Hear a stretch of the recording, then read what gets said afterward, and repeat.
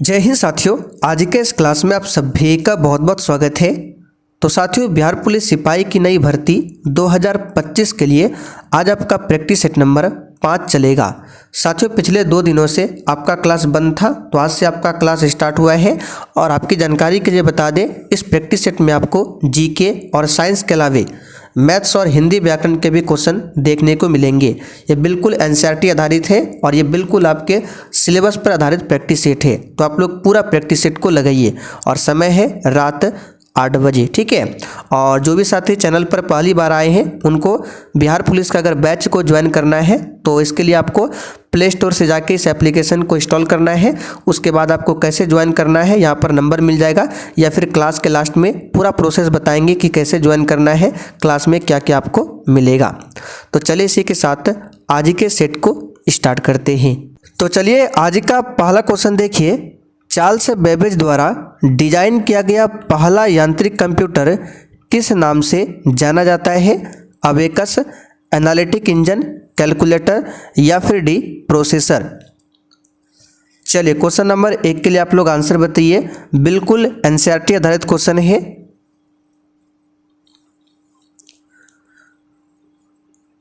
तो यहां पर क्वेश्चन नंबर 1 के लिए आंसर क्या हो जाएगा? B option. चार्ल्स बेबेज द्वारा डिजाइन किया गया जो पहला यांत्रिक कंप्यूटर था उसका नाम क्या था? Analytic engine. इसी को हिंदी में क्या बोलते हैं? विश्लेषणात्मक इंजन, ठीक है। तो चार्ल्स बेबेज के द्वारा डिजाइन किया गया पहला यांत्रिक कंप्यूटर किस नाम से जाना जाता है? Analytic engine. चार्ल्स बेबेज को कंप्यूटर का जनक भी माना जाता है। अगला क्वेश्चन देखिए। इनमें से कौन सा संगठन जलवायु परिवर्तन के प्राकृतिक, राजनीतिक एवं आर्थिक प्रभावों के साथ साथ इसका उद्देश्यपरक वैज्ञानिक दृष्टिकोण प्रदान करता है? चलिए बताइए क्वेश्चन नंबर 2 के लिए आंसर क्या होगा? इसका सही जवाब है IUCN, ठीक है, जिसको इंग्लिश में बोलते हैं international union for conservation of nature. यहाँ पर देख सकते हैं सी ऑप्शन में लिखा हुआ है international union for conservation of nature, ठीक है। इसकी स्थापना कब होती है? तो 5 अक्टूबर 1948 को 1948 को IUCN की स्थापना होती है। चलिए क्वेश्चन नंबर देखिए तीसरा। DRDO द्वारा विकसित उस रोबोट का नाम क्या है जो खतरनाक वस्तुओं को पता लगाने, उन्हें नियंत्रित करने और नष्ट करने के लिए उपयोग में लाया जाता है? चलिए बहुत ही शानदार क्वेश्चन है, एक भी क्वेश्चन को छोड़ना नहीं है।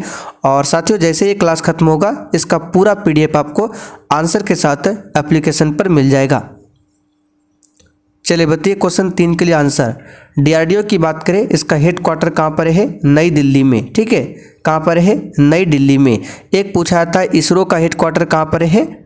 तो कर्नाटक की राजधानी बेंगलुरु में इसरो का हेड क्वार्टर है। इसरो की स्थापना कब हुई थी? तो 15 अगस्त 1969 को इसरो की स्थापना होती है। इसका फुल फॉर्म है इंडियन स्पेस रिसर्च ऑर्गेनाइजेशन, ठीक है। तो DRDO द्वारा विकसित उस रोबोट का नाम आपको बताना है जो खतरनाक वस्तुओं का पता लगाने, उन्हें नियंत्रित करने और नष्ट करने के लिए उपयोग में लाया जाता है। तो ये है आपका दक्ष, ठीक है। यहाँ पर डी ऑप्शन आपका सही जवाब है। उस रोबोट का नाम क्या है? दक्ष। चलिए अगला क्वेश्चन। 1942 में भारतीय राष्ट्रीय कांग्रेस की ओर से निम्नलिखित में से किसने सबसे पहले भारत छोड़ो प्रस्ताव का मसौदा तैयार किया था? आगे अभी आपको हिंदी और मैथ्स के भी क्वेश्चन देखने को मिलेंगे, इसलिए आप लोग पूरा सेट लगाइए, ठीक है। और ये क्लास का समय है रात 8 बजे से।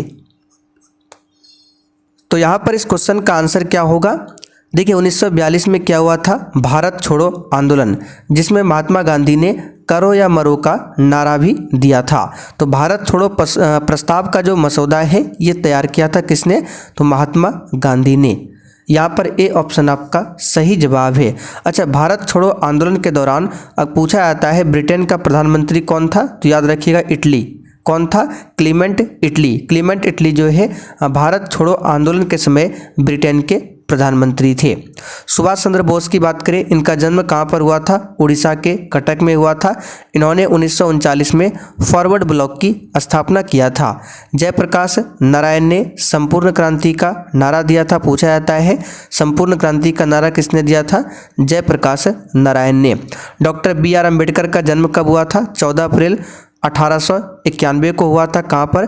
महू, मध्य प्रदेश में। ये सब डेट आपको याद रखना है, एग्जाम में क्वेश्चन बनता है। अगला क्वेश्चन, भगत सिंह और बटुकेश्वर दत्त ने दिल्ली केंद्रीय विधानसभा में स्मोक बम फेंके, वे किसका विरोध कर रहे थे? और साथियों, प्रश्न के साथ हम आपको जो भी एक्स्ट्रा क्वेश्चन को बताएंगे केवल आपको ध्यान से सुनना है।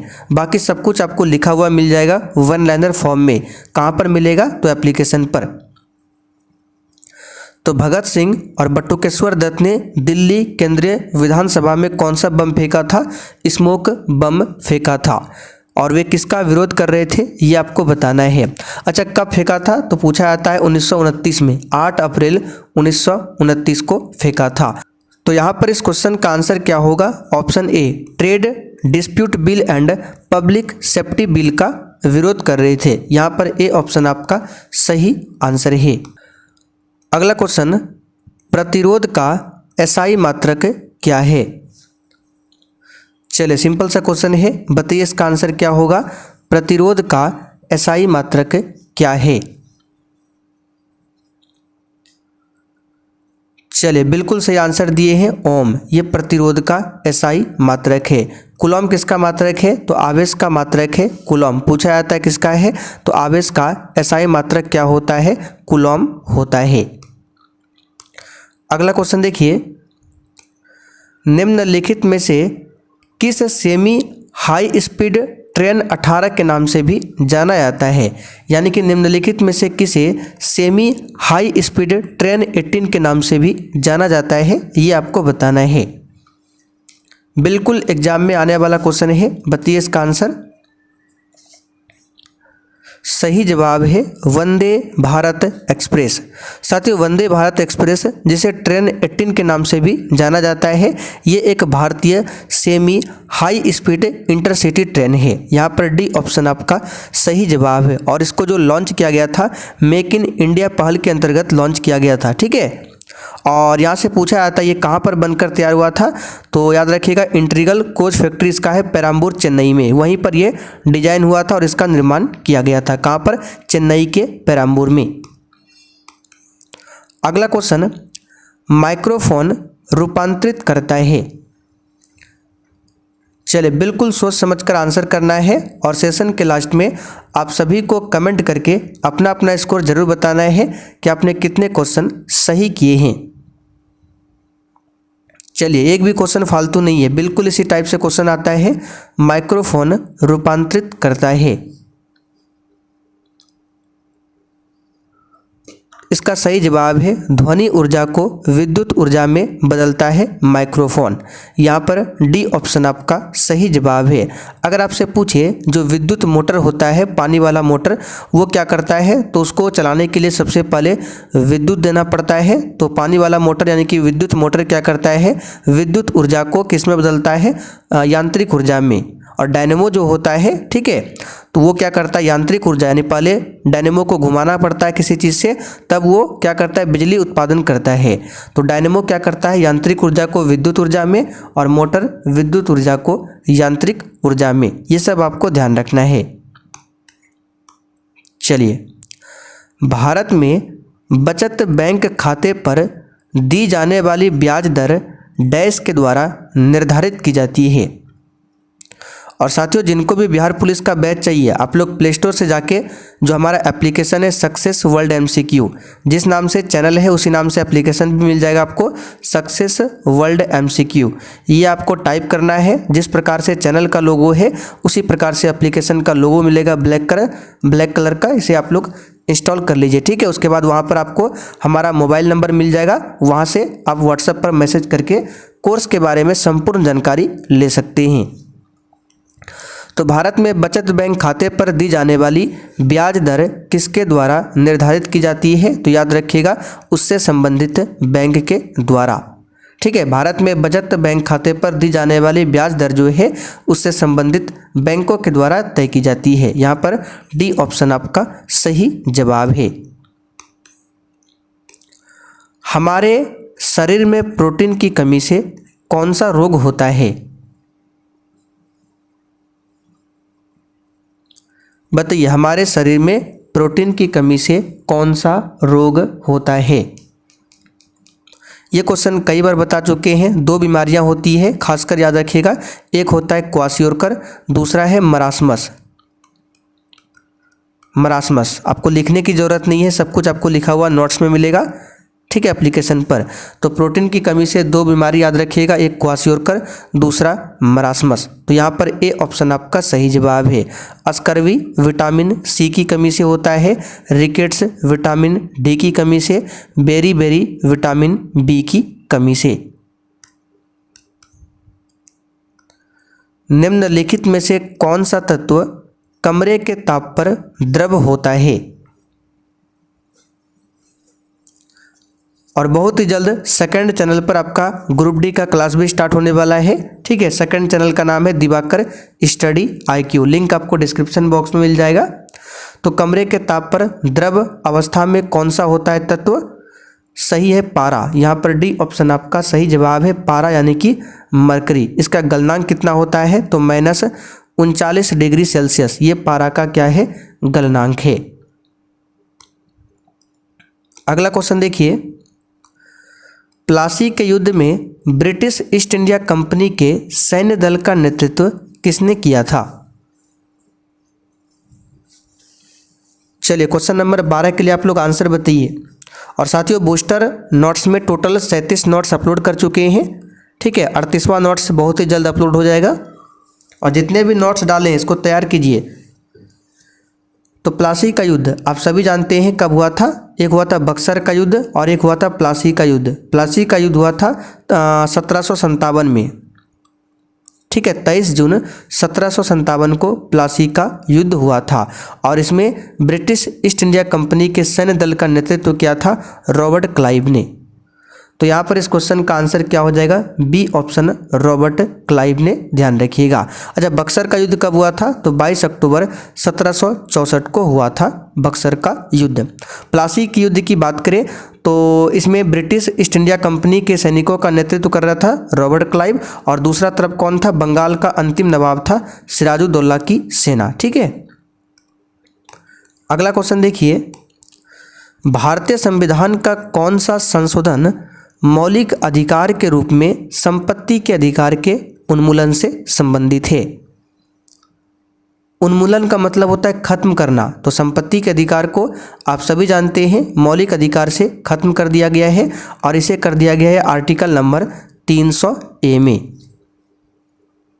तो ये कब किया गया था? तो 44वां संविधान संशोधन 1978 के द्वारा। ये कई बार हम आपको बता चुके हैं।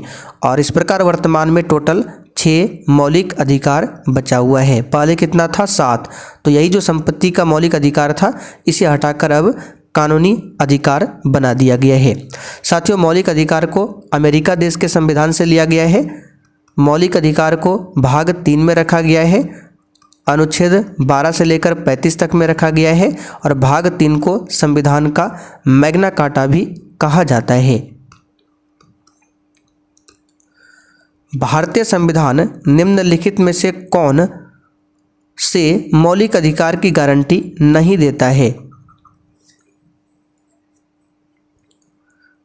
बताइए, 6 मौलिक अधिकार है, 6 में से कौन सा इसमें से नहीं आता है? आपको बताना है। तो समानता का अधिकार ये तो देता है, ये तो आंसर होगा नहीं। ठीक है, यहाँ पे देख लेते हैं। चलिए, कूट के माध्यम से आंसर नहीं करना है, ऐसे ही आंसर बताना है। तो समानता का अधिकार, धार्मिक स्वतंत्रता का अधिकार ये भी है। अब यहाँ पे देखिए, स्वाधीनता का अधिकार ये भी देता है, और ये पे व्यवसाय का अधिकार ये नहीं देता है। ठीक है, व्यवसाय का अधिकार ये मौलिक अधिकार नहीं है। यहाँ पर डी ऑप्शन आपका सही जवाब है। अच्छा, 6 मौलिक अधिकार कौन कौन सा है आपको एक बार बता देते हैं, आपका रिविजन हो जाएगा। सुन लीजिए ध्यान से। तो पहला है समानता का अधिकार, जो कि 14 से लेकर 18 तक में, आर्टिकल 14 से लेकर 18 तक में। दूसरा है स्वतंत्रता का अधिकार, जो कि आर्टिकल 19 से लेकर 22 तक में है। तीसरा है शोषण के विरुद्ध अधिकार या शोषण के खिलाफ अधिकार, आर्टिकल 23 और 24। चौथा कौन सा है? धर्म की स्वतंत्रता का अधिकार, जो कि 25 से लेकर 28 तक है। फिर आपका पांचवा है सांस्कृतिक एवं शैक्षिक अधिकार, ठीक है, जो कि 29-30 में है। और फिर लास्ट में है संवैधानिक उपचारों का अधिकार, आर्टिकल 32। तो ये 6 मौलिक अधिकार है, जिसमें व्यवसाय का अधिकार आपका नहीं आता है। निम्नलिखित में से किसने कभी भी भारतीय राष्ट्रीय कांग्रेस की अध्यक्षता नहीं की? साथियों एक बार फिर से रिपीट कर रहे हैं, ये जो भी हम आपको बताएं ये पूरा हम आपको लिख कर देने वाले हैं एप्लीकेशन पर। इसका सही जवाब है डॉक्टर B.R. अम्बेडकर। इन्होंने भारतीय राष्ट्रीय कांग्रेस की अध्यक्षता नहीं की। यहाँ पर बी ऑप्शन आपका सही जवाब है, ध्यान रखिएगा। चलिए आगे बढ़ते हैं। पदार्थ के संवेग और वेग के अनुपात से कौन सी भौतिक राशि प्राप्त की जाती है? इस प्रैक्टिस सेट में आपको जीके, साइंस के अलावा मैथ्स और हिंदी व्याकरण के भी क्वेश्चन मिलेंगे, जिस प्रकार से एग्जाम में पूछा जाता है।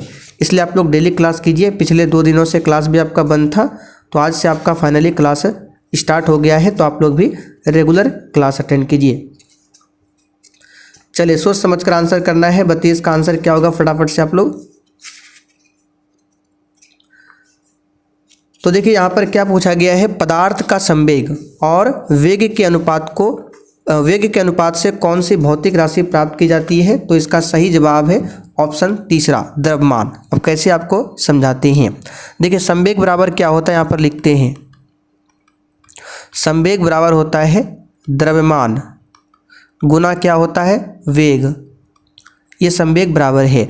तो बोला गया पदार्थ का संवेग, ये संवेग, और वेग के अनुपात को यानी वेग, तो अगर वेग को इधर लाएंगे तो क्या हो जाएगा, संवेग बटे क्या हो जाएगा, वेग, बचेगा आपका द्रव्यमान यानी एम। तो देखिए संवेग और वेग के अनुपात को क्या कहा जाता है, यहाँ क्या बच रहा है, एम यानी कि द्रव्यमान। तो इसका आंसर क्या है, सी ऑप्शन, द्रव्यमान। और संवेग जो है ये क्या है, सदिश राशि का उदाहरण है। सूची 1 को सूची 2 से सुमेलित कीजिए तथा सूचियों के नीचे दिए गए कूट का प्रयोग करते हुए सही उत्तर का चयन कीजिए। और साथियों एप्लीकेशन में जो आपका बैच है वहाँ पर ऊपर में सबसे पहले लिखा हुआ था रात 8 बजे की क्लास, तो उसको नीचे कर दिए हैं। और रात 8 बजे की क्लास में वहाँ पर जो पहले क्लास था वहाँ पर प्रैक्टिस सेट लिखा हुआ है, उसमें जितना भी 70 प्रैक्टिस सेट है वो आपको सब मिल जाएगा। उसका नोट्स, उसका PDF सब कुछ धरा हुआ है, ठीक है। केवल रात 8 बजे की क्लास आपका जो नया स्टार्ट हुआ है उसको नीचे कर दिए हैं। और कोई भी डाउट होता है तो वहाँ पर मोबाइल नंबर है, उस पर मैसेज करके जानकारी ले सकते हैं, ठीक है। तो यहाँ पर सुमेलित करना है, तो पक्षियों का अध्ययन हो जाएगा ऑर्निथोलॉजी, यानी कि सबसे पहले हो जाएगा आपका 3। उसके बाद देखिए यहाँ पर क्या है, वंशागति, ठीक है। तो वंशागति किस में आ जाएगा आपका, तो जीवों की जो वंशागति का अध्ययन है ये कहलाता है जेनेटिक्स, ठीक है। वंशागति का अध्ययन जेनेटिक्स। पर्यावरण का किससे हो जाएगा, तो पर्यावरण का अध्ययन कहलाता है इकोलॉजी। और जीवाश्म का अध्ययन पेलियो बायोलॉजी। तो 3 के बाद आपका क्या हुआ, 3 के बाद आपका हुआ था 4, और उसके बाद फिर 2, 1, 34, 21। यहाँ पर देख सकते हैं बी ऑप्शन में दिया हुआ है। अगला क्वेश्चन, निम्न में से किस एक में जैव विविधता सर्वाधिक होगी? बताइए निम्नलिखित में से किस एक में जैव विविधता जो है वो सर्वाधिक होगी?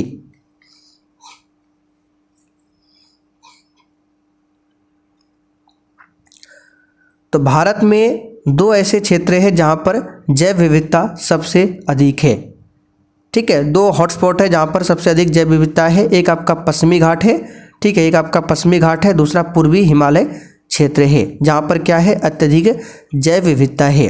तो मरुस्थल नहीं होगा, घास का मैदान नहीं होगा, बर्फ से ढका पहाड़ नहीं होगा, ये होगा उष्णकटिबंधीय वन। यहाँ पर बी ऑप्शन आपका सही जवाब है, ध्यान रखिएगा।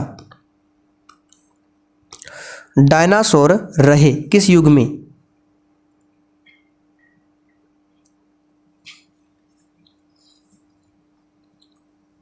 आंसर है मेसोजोइक युग में। याद रखिएगा, डायनासोर का संबंध हो जाएगा मेसोजोइक युग से। सी ऑप्शन सही है। मेगावाट बिजली के मापने की इकाई है जो, देखिए सभी ऑप्शन को ध्यान से देखिए।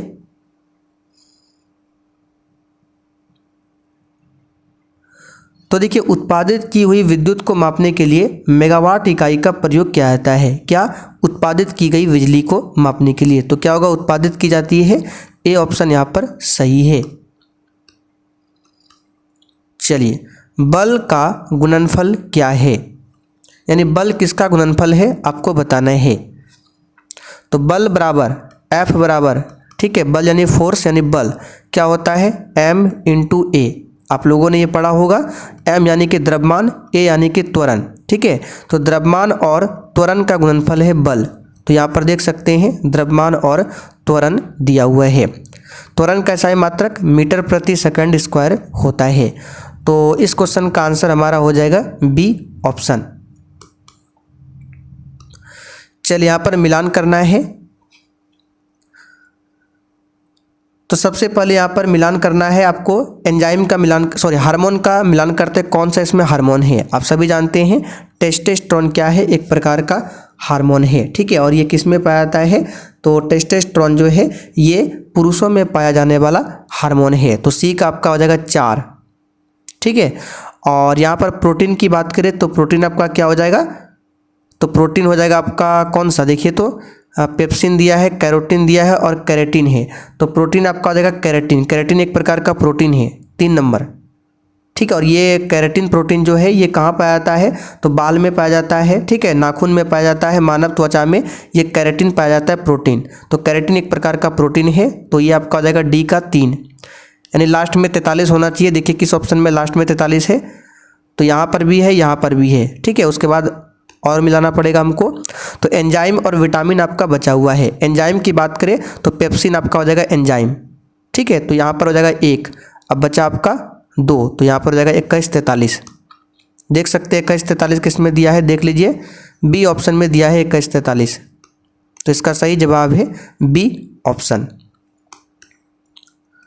चलिए, मानव कान निम्न में से किस आवृत्ति से अधिक आवृत्ति वाली ध्वनि को सुन नहीं सकते हैं? तो हमने आपको बताया था 20 हर्ट्ज से कम नहीं होना चाहिए और 20,000 हर्ट्ज से अधिक नहीं होना चाहिए। तो देखिए कौन सा ऑप्शन सेट करेगा यहाँ पर? तो यहाँ पर 10,000 हर्ट्ज ये तो सुन सकता है, इसी के रेंज में आता है। 12,000 ये भी सुन सकता है, ठीक है। 15,000 हर्ट्ज ये भी सुन सकता है। तो ऑप्शन के अकॉर्डिंग आपका ए होना चाहिए, ठीक है। 20,000 हर्ट्ज तक सही है, लेकिन ऑप्शन में नहीं दिया हुआ है, तो ए मानकर चलिए आपका ऑप्शन क्या होगा? 20,000, ठीक है, 20,000 हर्ट्ज प्रति सेकंड। ए ऑप्शन यहाँ पर सही है। शरीर के निर्जलीकरण के दौरान निम्न में से किस एक की कमी हो जाती है? चलिए 24 के लिए बताइए आंसर।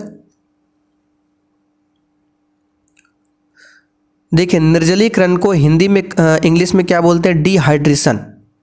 और इसमें क्या होता है? सोडियम क्लोराइड की कमी हो जाती है। शरीर में निर्जलीकरण के दौरान क्या होता है? जल और सोडियम क्लोराइड की कमी हो जाती है। ऑप्शन में जल भी होगा, तो जल भी आपका आंसर हो जाएगा, ठीक है। इसके कारण क्या होता है? डिहाइड्रेशन के कारण क्या होता है? तो वजन में कमी आने लगती है, ठीक है, मुंह सूखने लगता है, चक्कर आता है डिहाइड्रेशन में। तो यहाँ पर आंसर होगा सोडियम क्लोराइड। निम्न में से कौन सा एक युग्म सुमेलित नहीं है? चलिए बताइए। और बिहार पुलिस के लिए आपका सब्जेक्ट वाइज भी क्लास स्टार्ट है, जिसमें अभी आपका साइंस का क्लास चल रहा है। तो पोटेशियम क्लोरेट यहाँ पर दिया हुआ है माचिस, बिल्कुल सही है। माचिस में क्या होता है? लाल फास्फोरस। क्या होता है? लाल फास्फोरस होता है माचिस में, यानी पोटेशियम क्लोरेट होता है। तो ये आपका सही है। शुष्क सेल में मैग्नीज डाइऑक्साइड दिया हुआ है, ये भी आपका सही है, ठीक है। शुष्क सेल में क्या होता है, अमोनियम क्लोराइड और मैग्नीज डाइऑक्साइड दोनों होता है। अमोनियम क्लोराइड भी होता है, मैग्नीज डाइऑक्साइड भी होता है, तो ये भी सही है। परमाणु बम में यूरेनियम, ये तो आप सभी जानते हैं। यहाँ पर बचा आपका सी, तो यही वाला ऑप्शन आपका सही है।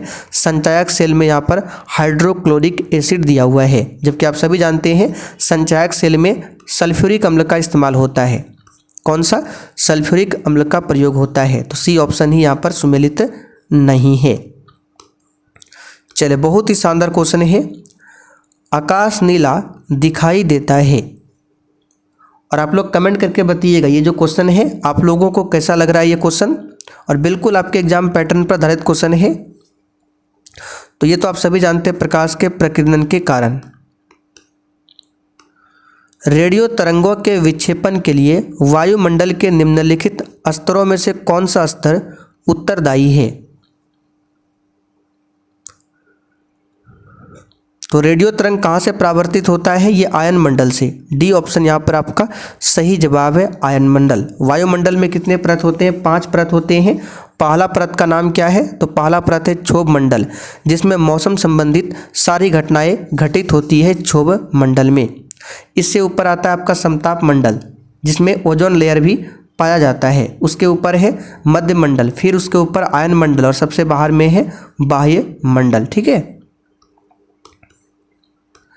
निम्नलिखित में से कौन सी राशि सदिश नहीं है। देखिए, सदिश राशि को व्यक्त करने के लिए परिमाण के साथ साथ दिशा भी आवश्यकता पड़ती है, लेकिन अदिश में ऐसा नहीं होता है। अदिश में केवल परिमाण की आवश्यकता होती है।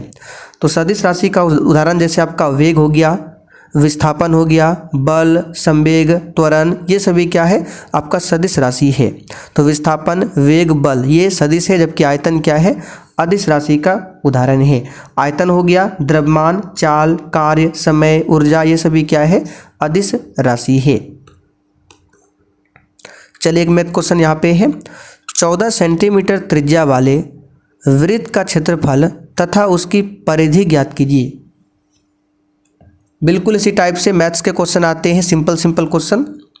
तो वृत्त की त्रिज्या 14 सेंटीमीटर है, तो वृत्त का क्षेत्रफल आप सभी जानते हैं पाई आर स्क्वायर। तो पाई का मान 22/7, आर कितना है 14, तो आर स्क्वायर यानी 14 को 2 बार लिखना है। सूत्र एक बार लिख देते हैं, पाई आर स्क्वायर। तो पाई का मान 22/7, आर स्क्वायर 2 बार 14, तो 7 से काटे 14 को 2। अब गुना कर दीजिए, 4 दूनी 8, 22 अठे कितना होता है, तो 22 अठे आपका 616, ठीक है 616। तो एक ही ऑप्शन में 616 दिया हुआ है क्षेत्रफल, तो यही वाला आंसर हमारा होगा। बाकी परिधि अगर निकालना चाहे तो परिधि का सूत्र होता है 2 पाई आर। तो फिर 2 गुना 22/7, आर का मान 14, 7 दूनी 14, तो 22 दूनी 44 दूनी 88, यहाँ पर देख सकते हैं 88 दिया हुआ है। चलिए, हाल ही में बिहार के शाही लीची को भौगोलिक संकेत यानी कि जीआई टैग मिला है। यह ज़्यादातर उगाया जाता है, यानी शाही लीची कहाँ पर उगाया जाता है ज़्यादातर।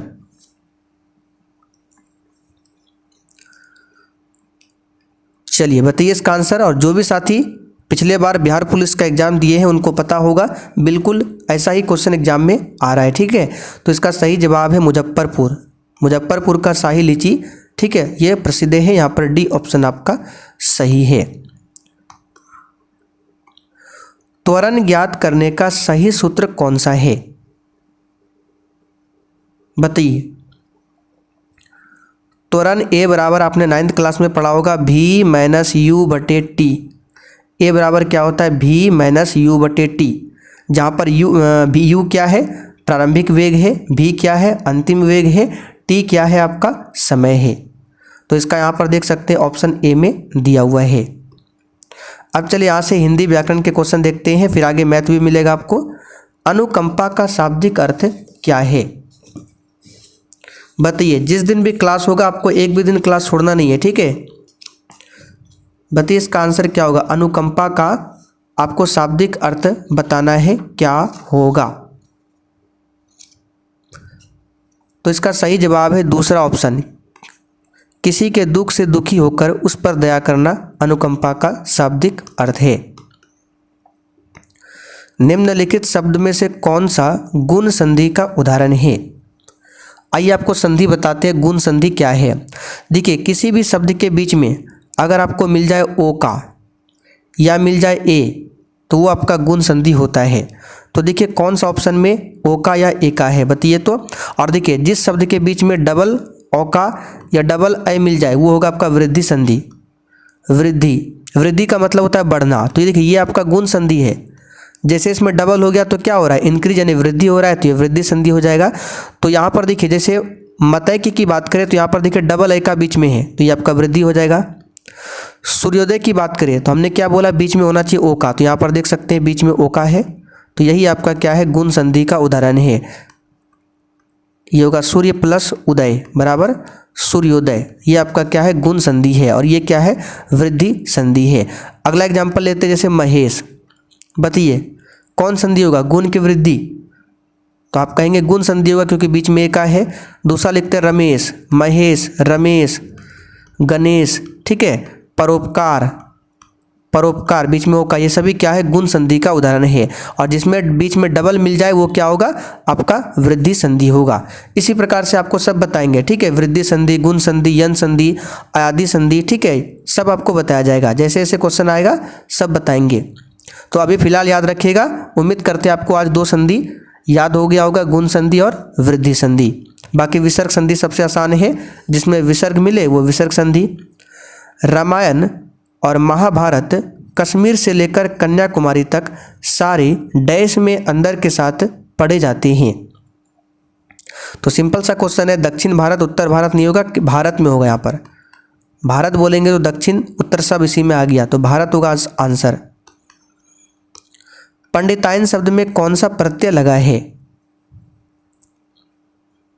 एग्जाम में प्रत्यय और उपसर्ग भी आता है, तो इसमें आइन प्रत्यय लगा है, आइन, ठीक है, यहाँ पर बी ऑप्शन आपका सही जवाब है, आइन।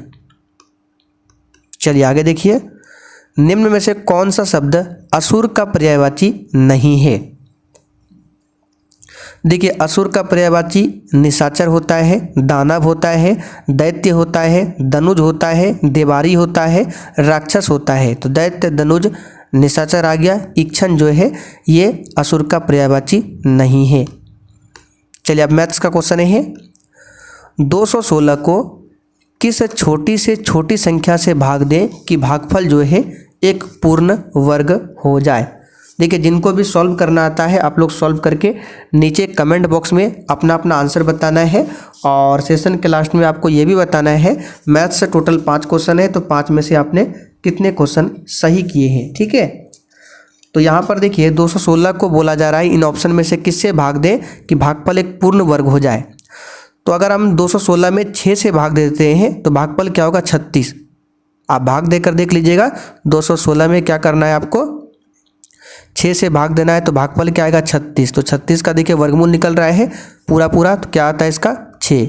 इसका मतलब आंसर हमारा क्या होगा, सी ऑप्शन होगा 6। बाकी किसी भी संख्या से भाग देंगे तो भागफल जो आएगा वो पूर्ण वर्ग नहीं होगा, यानी कि उसका वर्गमूल पूरा नहीं निकलेगा।